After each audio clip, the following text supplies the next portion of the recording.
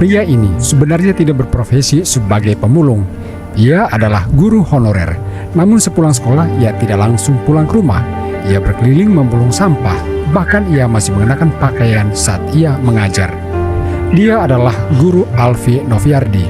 Bapak, tapi rajin ibadahnya? Oh, rajin. Hah? Rajin, Pak. Rajin? Ya, rajin. Mau ke Mekah nggak? Mau. Kalau gitu saya berangkatkan Bapak ke Amin. Mau? Mau. Ya. Amin. Terus ditiupnya sama polisinya ya. Ya, terima kasih Pak.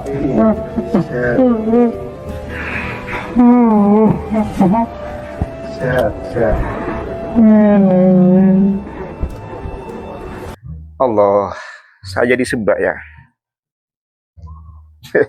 Saya memang paling tidak bisa menonton video-video seperti ini, apalagi seorang Sony Suprayoga, seorang guru di salah satu sekolah menengah atas kota Semarang ini, memiliki usaha sampingan menjadi badut penghibur. ini sangat ironis sekali ya kalau dibandingkan dengan pembahasan saya kemarin tentang anggota Dewan Perwakilan Rakyat yang justru malah meminta tunjangan kepada negara sebanyak 30 hingga 50 juta per bulan. Ironis sekali.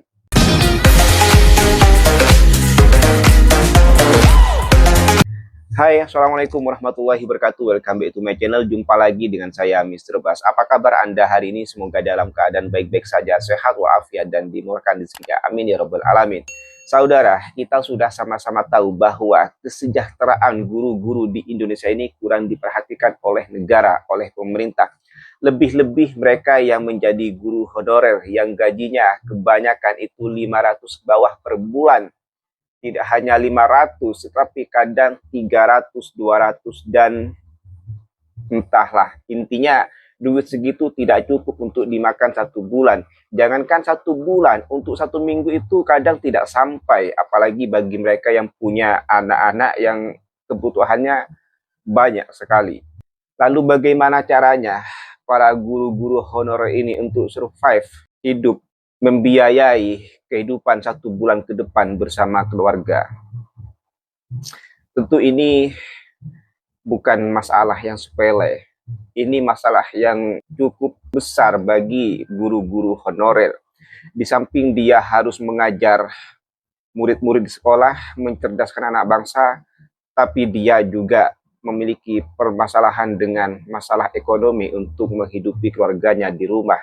Bahkan ada berita yang beredar baru-baru ini, ada seorang guru yang harus menjadi pemulung, memulung sampah barang-barang bekas di jalanan. Kemudian ada juga seorang guru yang harus menjadi badut penghibur anak-anak. Oke, tanpa berpanjang lebar, mari kita tonton bersama-sama videonya. Gaji guru honorer di daerah pelosok masih jauh dari kata cukup. Kondisi ini juga berlaku bagi guru honorer di kota Cimahi. Namun salah seorang guru honorer tidak menyerah. Ia mencari tambahan pemasukan dengan menjadi pemulung sampah sepulang mengajar. Kerja keras tanpa rasa malu akhirnya berbuah manis bagi sang guru. Ia mendapatkan hadiah umroh ke Tanah Suci Mekah. Wow. Pria ini sebenarnya tidak berprofesi sebagai pemulung. Ia adalah guru honorer. Namun sepulang sekolah, ia tidak langsung pulang ke rumah. Ia berkeliling memulung sampah. Bahkan ia masih mengenakan pakaian saat ia mengajar. Dia adalah guru Alfi Noviardi. Sehari-hari ia mengajar mata pelajaran pengetahuan sosial di Sekolah Madrasah Sanawiyah MTS di daerah Cisaat, Kabupaten Sukabumi. Bahkan ia telah mengajar selama 38 tahun. Memulung sudah menjadi kebiasaan Alfi muda, lalu dilanjutkan saat ia sudah menjadi guru.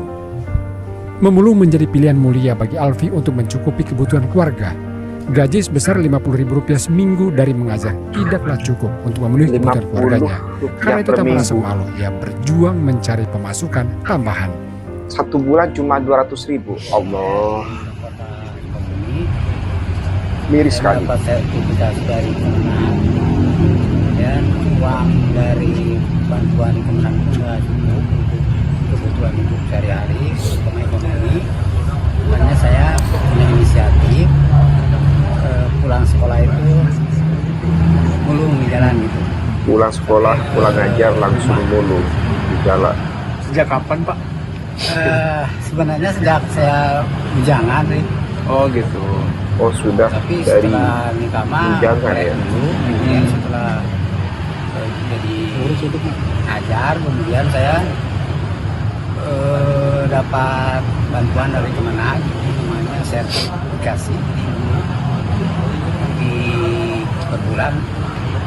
Beda dengan PNS yang ini mah, jadi per bulannya tidak ada pensiun, ada bantuan, cuman nggak mencukupi itu untuk kehidupan sehari-hari.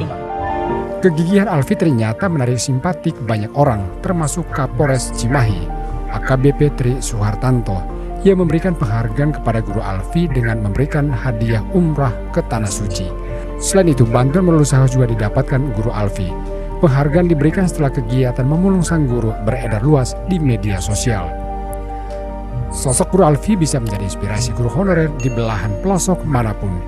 Ia tidak banyak mengeluh soal rendahnya gaji guru honorer meski telah mengabdi selama puluhan tahun. Namun ia memberi contoh, rezeki untuk mencukupi kebutuhan keluarga bisa didapatkan dari mana saja, asalkan Itu mau bekerja keras muridnya ya, tanpa kemudian rasa jalan malu. kemudian salib. Muhammad Abbas melaporkan dari Kota Cimahi.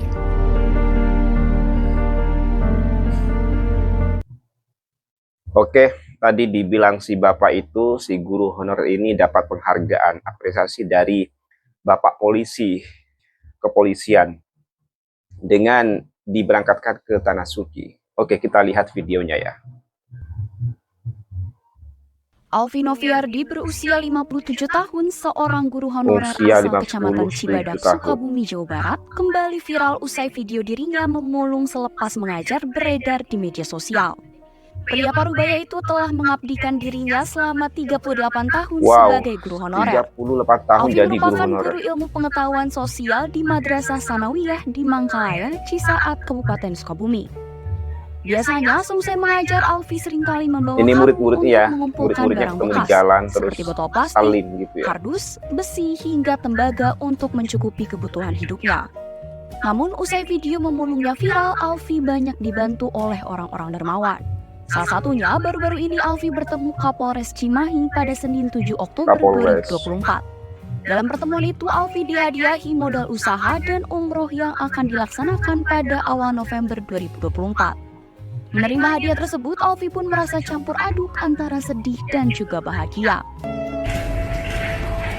Bapak, tapi rajin ibadahnya. Oh, rajin. Hah? Rajin, Pak. Rajin. Ya, rajin. Mau ke Mekah nggak? Mau. Kalau gitu saya berangkatkan Bapak. Amin. Mau? Mau. Ya. Kayak Terus ditiupnya sama polisinya ya. Ya, tenang ya, Pak.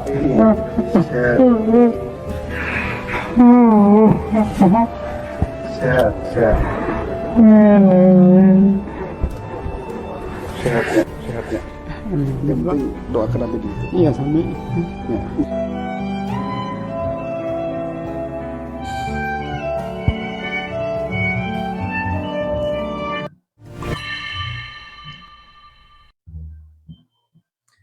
Allah, saya jadi sebab ya.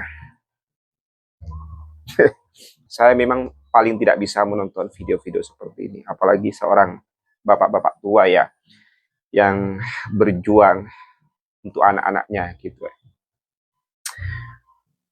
Yang seharusnya setelah mengajar dia bersantai di rumah istirahat, tapi dia sehabis mengajar dia pergi ke jalanan mencari sampah, mencari barang-barang bekas untuk dijadikan duit. Miris sekali ya. 38 tahun mengabdi sebagai guru honorer, tapi nampaknya kesejahteraan itu tidak begitu dia rasakan, sehingga dia terpaksa menjadi pemulung. Di saat bersamaan beliau menjadi seorang guru. Katanya guru itu tanpa tanda jasa, tapi apabila melihat video ini, yang pengabdiannya selama 38 tahun menjadi guru honorer, saya rasa perkataan guru tanpa tanda jasa itu tidak tepat. Yang tepat adalah guru tanpa harga. Bayangkan 38 tahun mengabdi sebagai guru honorer. Tetapi rasa sejahtera itu nampaknya tidak ia rasakan. Beliau seorang guru yang seharusnya setelah mengajar dia bersantai di rumah beristirahat. Tetapi beliau malah pergi ke jalanan, memungut sampah, memungut barang-barang bekas, berpanas-panasan di bawah terik matahari. Hanya untuk menyambung hidupnya ke depan demi keluarganya. Karena mengandalkan gaji dari profesinya sebagai guru itu sama sekali tidak cukup untuk hidup 1 bulan. Oke, kita lanjut ke kisah guru yang menjadi badut. Kita tonton videonya bersama-sama. Sony Suprayoga, seorang guru di salah satu sekolah menengah atas kota Semarang ini, memiliki usaha sampingan menjadi badut penghibur. Usaha hiburan bagi anak-anak ini telah digeluti Sony sejak 7 tahun lalu. Peluang ini didapat Sony sebelum dirinya menjadi seorang guru.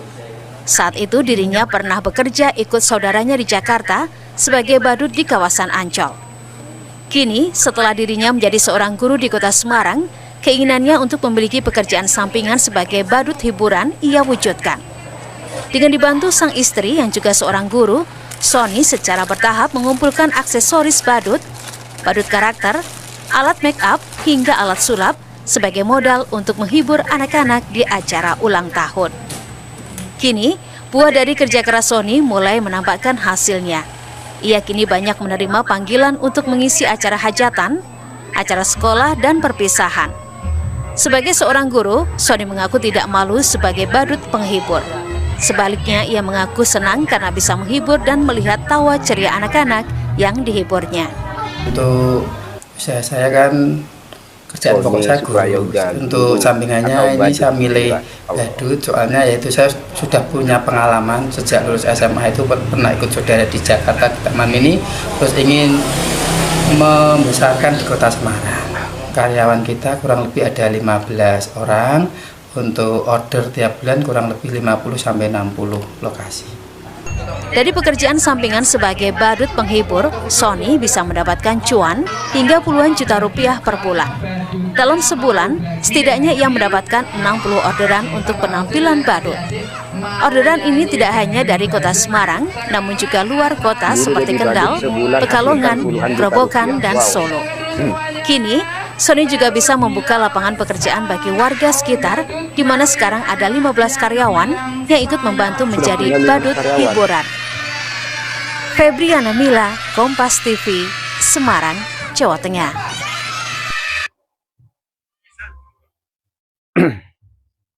Ini malah lebih menjanjikan profesinya sebagai badut ya daripada gurunya. Disebutkan tadi sebagai badut dalam 1 bulan dia bisa menghasilkan puluhan juta. Wow, aduh. Berarti si bapak ini sudah enjoy sekali dengan pekerjaan sebagai badut penghiburnya, tanpa meninggalkan profesinya sebagai seorang guru mendidik dan mencerdaskan anak-anak bangsa. Ya, itulah kisah guru-guru honorer di Indonesia.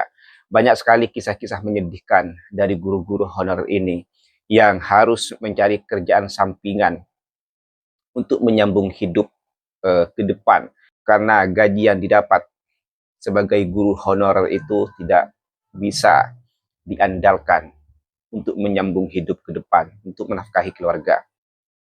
Ini sangat ironis sekali ya kalau dibandingkan dengan pembahasan saya kemarin tentang anggota Dewan Perwakilan Rakyat yang justru malah meminta tunjangan kepada negara sebanyak 30 hingga 50 juta per bulan. Ironis sekali. Kenapa duit sebanyak itu tidak digunakan untuk mensejahterakan, untuk menaikkan taraf hidup para guru-guru di Indonesia, terutama guru-guru honorer ini, yang jelas-jelas sangat nampak sumbangsihnya, partisipasinya dalam mencerdaskan anak bangsa. Kenapa uang itu tidak dialokasikan saja kepada mereka-mereka, pahlawan-pahlawan tanpa tanda jasa, daripada diberikan kepada Dewan Perwakilan Rakyat yang jelas-jelas hidupnya mereka itu sudah sejahtera. Mereka itu sudah punya rumah yang bagus-bagus, punya tunjangan yang besar, punya gaji yang besar, Jangan ditambah lagi dengan tunjangan 50 juta per bulan hanya karena rumah dinasnya yang bocor. Ironis sekali kalau sampai negara memberikan tunjangan itu kepada DPR. Di mana hati pemerintah?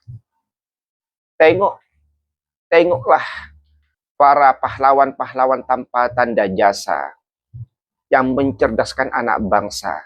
Bagaimana cara mereka untuk survive hidup di tengah kesulitan ekonomi. Profesinya sebagai guru pengajar tidak menjamin kehidupannya akan menjadi lebih baik. Justru dari profesi sampingannya sebagai badut, dia mendapatkan income puluhan juta per bulan. Kemudian tadi seorang guru yang menjadi pemulung mendapatkan penghargaan setelah viral. Itu tidak dihargai oleh pemerintah, tapi dihargai oleh yayasan. Kabarnya tadi si guru yang menjadi pemulung itu mendapatkan bantuan, diberikan satu warung lengkap dengan isinya oleh sebuah yayasan. Dan juga tadi diberikan bantuan untuk pergi umroh oleh Bapak polisi. Bukan pemerintah yang mengapresiasi. Padahal sudah jelas-jelas mereka itu guru yang mencerdaskan anak bangsa. Kalau bukan guru siapa lagi? Miris sekali. Di mana orang yang sangat berjasa mencerdaskan anak bangsa, malah kesejahteraannya tidak begitu diperhatikan, malah tidak begitu diperhitungkan masa depannya. Miris sekali. Bagaimana seorang guru mau fokus mengajar? Bagaimana caranya seorang guru fokus mendidik anak bangsa, mencerdaskan anak bangsa? Kalau mereka itu kehidupannya seperti itu, kalau mereka saja bimbang dengan kehidupannya, dengan perekonomiannya, ya bayangkan saja dengan gaji segitu, bagaimana bisa mereka dengan tenang mengajar anak-anak bangsa? Kalau mereka sudah tidak fokus mengajar murid-murid di sekolah, ya bagaimana bisa SDM kita itu meningkat? Kalau gurunya saja tidak fokus mengajar murid-murid di sekolah. Ya, saya harap pemerintah lebih lagi memperhatikan, memprioritaskan sektor pendidikan. Salah satunya soal kesejahteraan gurunya, yaitu dengan gaji yang layak. Sehingga mereka itu bisa mengajar anak-anak bangsa dengan fokus, dengan nyaman, dan tidak ada beban pikiran yang lain. Itu aja sih, ya.